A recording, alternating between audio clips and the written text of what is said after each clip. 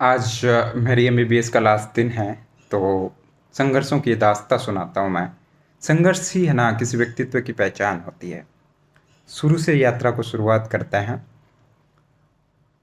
अगर आपने थ्रेसर से गेहूं निकालकर उनको बेचकर कुछ खाने की चीज ली है, अगर आपने अज्ञानतावश ज्यादा मुनाफे के चक्कर में सरसों में सत्यानाशी के बीज मिलाकर बचपन में परचूनी की दुकान पर बेचा है, क्योंकि सरसों और सत्यानाशी के बीज बीज एक जैसे होते हैं, जिसमें आपको कोई आइडिया नहीं होता कि जब इसका तेल निकलेगा तो ये लोगों को बीमार कर देगा, एपिडेमिक ड्रॉप्सी कर देगा। अगर बचपन में स्कूल जाते समय चने के खेत में से चने उपाड़ कर उनको खाया है और ये डर के कि कोई देख ना ले चने उपाड़ रहा हूँ। अगर हैंडपंप के नवनिर्मित चौतरे पे आपने अपना नाम बड़ी शिद्दत से उकेरा है ताकि आपका भी नाम अमिट हो जाए। अगर घर से डस्टर ले जाना और अध्यापक के लिए देसी आंकड़े की लकड़ी लेके जाने में आपने गर्व अनुभव किया है। अगर आपकी सारी एकेडमिक एजुकेशन चप्पल में गुजरी है। अगर आपने साइकिल किसी से मांग कर चलाई है और कैंची डंडा के अनुभव से होते हुए मुख्य सीट पर बैठकर चलाया हो। अगर चौराहे पर पड़े रुपए को इसलिए नहीं उठाया कि वो उतारा किया हुआ रुपया है और वो तुम्हारे अंदर बुरी आत्मा को घुसने का एक जरिया हो सकता है। स्कूल में समय का पता किस पेड़ की छाया कहाँ पर आएगी तब खेल घंटी होगी और कहाँ पर आएगी तब छुट्टी होगी।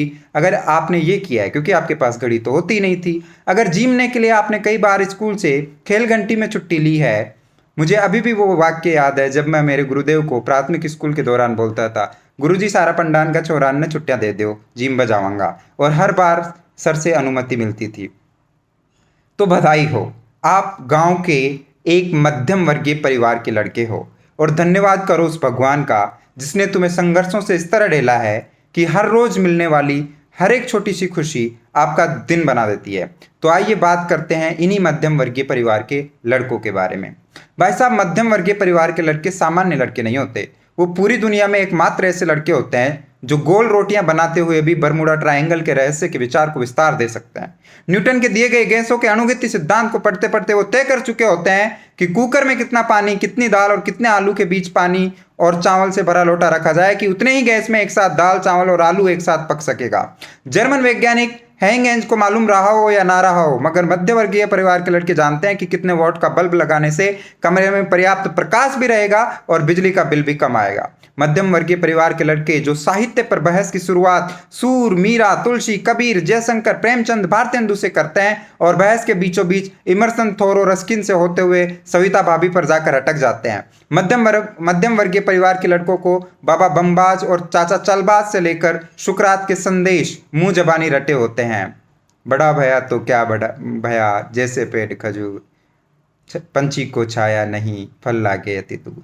वो मध्यम वर्गीय परिवार का कोई लड़का ही था जिसने मास्टर साहब से पहली बार पूछा था कि हिंदी के सबसे बड़े उपन्यासकार का नाम बताओ, तो उसने छाती चौड़ी करके बताया था वेद प्रकाश। उस रोज उसने मास्टर जी की डांट और लपड़ खा जरूर लिया था, लेकिन ये बात नहीं मानी थी कि उसका जवाब सही नहीं है, क्योंकि मार्च से शुरू हुई गर्मी से लेकर सितंबर की शाम तक उसने गांव के बेरोजगारों को बड़ी तादाद में वेद प्रकाश का उपन्यास पढ़ते देखा था। खैर, इसका सही जवाब तो हमारे प्यारे मुंशी प्रेमचंद जी ही है। मध्यम वर्गीय परिवार के लड़कों को बेपनाह चिंता होती है घर की, परिवार की। वो छोटे भाई बहनों के लिए बाप बनकर जिम्मेदारी उठाने का वादा जरूर कर लेते हैं, भले ही उनकी खुद की पीठ को 34 छेद वाली बनियान ढकती हो। मध्यम वर्गीय परिवार के लड़के पहाड़ होते हैं, धीर गंभीर पहाड़, या कुछ बुरबुरे से जो जरा सा दबाव भी नहीं सह पाते, या फिर शांत चित्त जो आवेश में ज्वालामुखी बनकर फट भी पड़ सकते हैं। ऐसे पहाड़ जिन पर उगती है औषधियां, उगते हैं सफेद फूल और कई बार उगते हैं जहरीले कांटे। मध्यम वर्गीय परिवार के लड़के ही होते हैं सच्चे और अच्छे प्रेमी, धर्मवीर भारती के चंद्र जैसे, या फिर सिरफरे दीवाने जो लड़की के इनकार पर मर जाते हैं या मार जाते हैं किसी को भी। मध्यम वर्गीय परिवार के लड़कों से ही है ये दुनिया। गजब होते हैं ये मध्यम वर्गीय परिवार के लड़के। Thank you for listening.